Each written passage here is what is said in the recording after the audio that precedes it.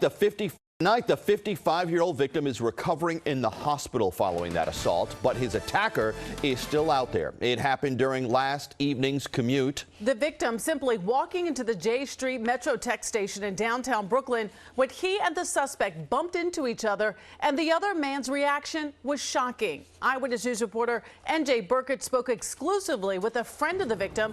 He joins us live outside the hospital on Park Slope where the victim's being treated. NJ? Yeah, that's right. Brooklyn Methodist Hospital here in Park Slope, Brooklyn, where, yes, the victim remains in intensive care recovering from multiple stab wounds tonight. Yes, police say this attack happened after the man simply brushed up against another man who then flew into a rage. It's the kind of random attack that has plagued the transit system.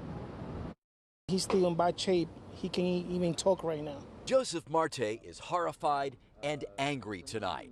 His employee, 55-year-old Ramiro Sanchez, was stabbed and nearly killed by a crazed man with a knife.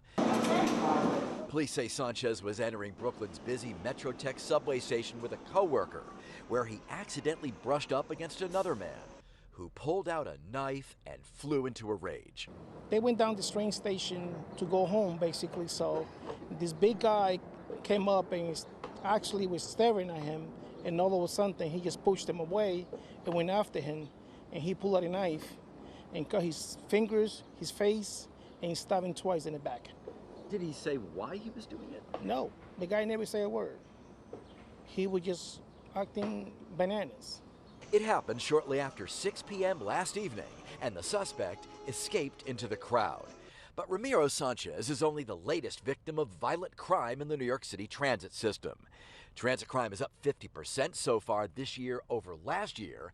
That despite stepped-up police deployments intended to deter violent crime and to respond quickly to incidents that do happen.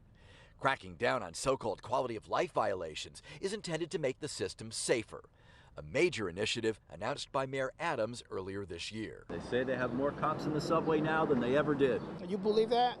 I don't think so. I don't think so. Not enough. To be honest, not enough. Joseph Marte says Sanchez has worked for his construction firm for 15 years.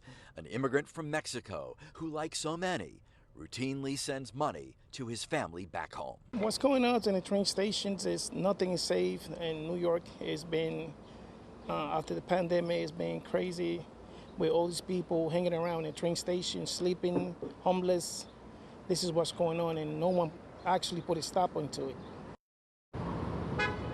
And late this afternoon, the response from MTA spokesman Tim Minton, who points out that arrests in the transit system are up 64% so far this year. He says, quote, those who would target riders know their picture will be taken, end quote. That has certainly been the case in a number of crimes. That has not been the case so far with this crime. No photo released just yet, and the suspect remains at large tonight.